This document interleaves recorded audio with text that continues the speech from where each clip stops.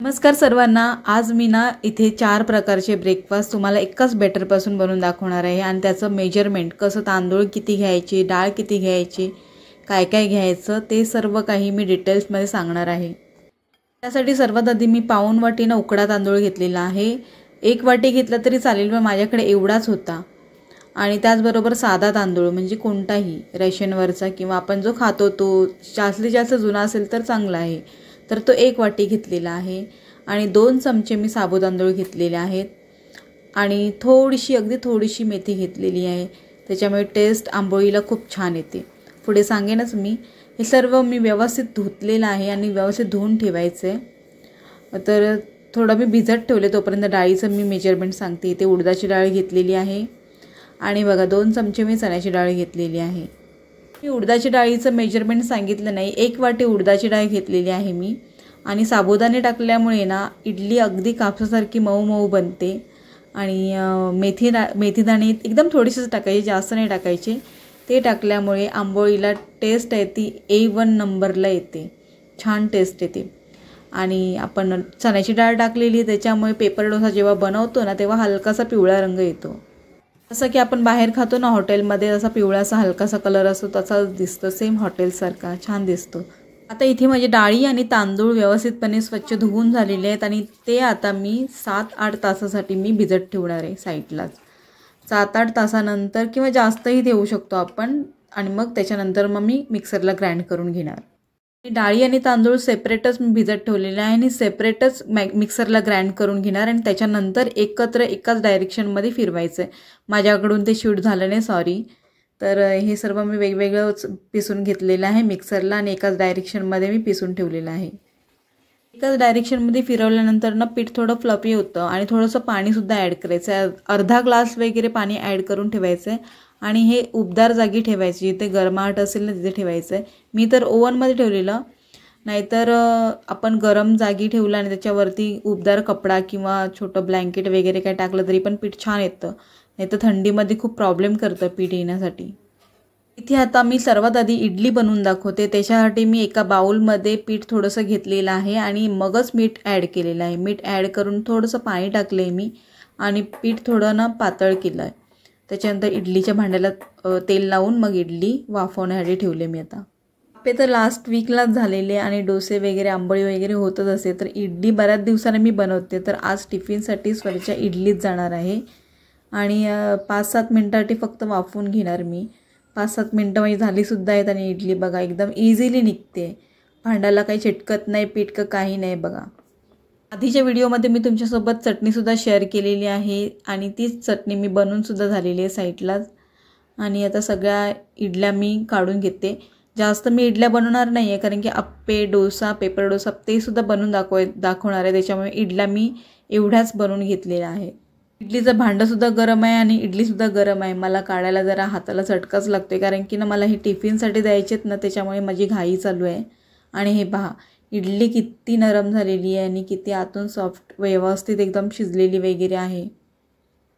इडली चटणी आता मी टिफिनमध्ये भरून घेते आणि त्याचबरोबर मी संडेला बनवलेला ड्रायफ्रूटचा लाडू आहे, तो सुद्धा मी एक शॉर्ट ब्रेक किंवा बसमध्ये खाण्यासाठी देणार आहे।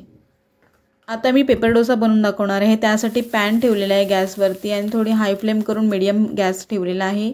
थोडंसं तेल टाकून पाण्याचा शिंतोडा टाकला आहे, त्याच्यानंतर ते कॉटनने पुसून घेतलेले, त्याच्यानंतरच डोसाचं बॅटर मी टाकलेलं आहे पॅनवरती।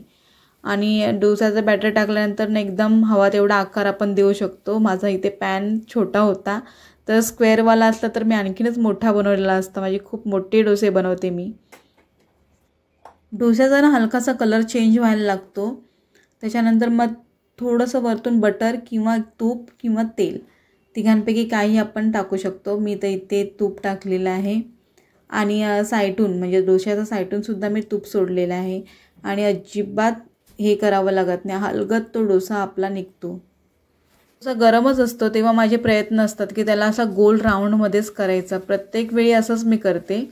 आणि ते पेपर डोसा बघा किती क्रिस्पी झालेला आहे, तो सुद्धा रेडी झालेला आहे।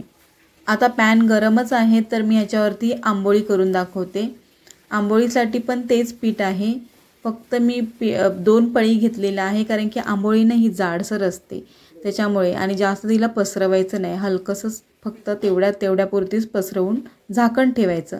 झाकण ठेवताच आंबोळीला न मोजता येण्यासारखे तिला जाळ्या पडतात. एवढ्या जाळ्या फटकन पडतात ना की फर्मेंटेशन छान झाल्यामुळे ना जाळ्या खूप छान पडतात आंबोळीला. आणि तुम्ही पाहिलंतच पेपर डोसाला ना खूप छान कलर आलेला आहे, कारण की चण्याची डाळ टाकलेली आहे आणि आंबोळीला सुद्धा छानपैकी जाळ्या पडलेल्या आहेत. अगदी बघायलाच छान वाटत आहेत. 2 सेकंदसाठी ना झाकण ठेवून नंतर मग ते काढून घ्यायचे. वरतून थोडंसं तूप किंवा तेल लावून मग परत आंबोळी पलटून घ्यायची. चिटकणार वगैरे काही नाही, फक्त पलटायची. आणि खालची बाजू पण आहे ना, जी आता वरची बाजू आहे तीसुद्धा खालतून शेकून घ्यायची. थोडीशीच हलकीशी शेकून घ्यायची, जास्त वेळ ठेवायची नाही. बघा मी किती वेळ ठेवलेली आहे आणि इथे आंबोळी सुपर सॉफ्ट अशी नरम नरम झालेली आहे. आता बनवायचे तर आप्पे. तर आप्पेमध्ये ना गाजर, बीट वगैरे सर्व मी किसून घेतलेले आणि थोडंच घेतलेलं आहे, कारण की मी थोडीशीच आप्पे बनवून दाखवणार आहे. तर सर्वात आधी मी कांदा घेतलेला आहे, टोमॅटो आणि गाजर, बीट हे किसून थोडं घेतलेलं आहे. बीट आहे ना ते खायला असं कच्चंच खायला दिलं तर माझा मुलगा नाही खात, स्वर बिलकुल खात नाही. तर असं मी किसून टाकलं की आप्पे पोटामध्ये जातात, त्याचबरोबर सर्व काही भाज्या पण जातात. मिरची आणि कोथिंबीरसुद्धा टाकलेली आणि वरतून चवीनुसार मीठ टाकलेलं आहे आणि मिक्स करून घेतलं आहे फक्त. आता आप्पे पॅन आहे ना त्याला थोडं तेल टाकलेलं आहे. तेल काही जास्त लागत नाही तसं पण आप्प्यांना. तर इथे बघा चमच्याने मी अगदी थोडं तेल टाकलेलं आहे. तेल टाकून झाल्यानंतर सर्व बाजूंना अप्लाय होईल असं ना फक्त हलकंसं हलवून घेतलेलं आहे. चमच्याने थोडं मिश्रण आप्पे पात्रामध्ये मी टाकून घेतलं आहे आणि हे सर्व एक समान होईल असं मी सर्वीकडे पसरवून घेतलेलं आहे. आप्पे एक साईड शिजण्यासाठी जवळजवळ 3-4 मिनटं लागतात. झाकण ठेवायचं आहे वरतून आणि 3-4 मिनटानंतर मग वरतून परत तेल थोडं सोडायचं आहे. जास्त सोडायचं नाही आहे, जास्त लागतच नाही आप्पेला. 4 मिनटं झाली वाफून की मग दुसरी साईड पलटताना थोडं टोकदार काहीतरी यूज करायचं आहे. मी इथे सुरी यूज केलेली आहे. त्याच्यानंतर ते पलटी झाल्यानंतर ते 1-2 मिनटासाठी फक्त शेकून घ्यायचे खालची बाजू, मग आप्पे तयार होणार. तर आजचा व्हिडिओ तुम्हाला कसा वाटला नक्की सांगा. आणि हे आप्प्याचे जे प्रकार आहेत, जे पण केलेले इडली, डोसा, आप्पे, ते नक्की तुम्हीसुद्धा ट्राय करा आणि मला फीडबॅक द्या त्याचा. हे पीठ रेडी करणं हे माझं आठवड्याचं कामच आहे. म्हणजे 2 आठवड्याभर 2दा तरी हा नाश्ता होऊन जातो. मसाला डोसा, मैसूर डोसा असंही बनवू शकतो आपण. असं काही नाही की हेच बनवलं पाहिजे. तर आशा करते तुम्हाला आजचा व्हिडिओ नक्की आवडला असेल. छान कमेंट्स करा आणि भरपूर सारे लाईक्स करा.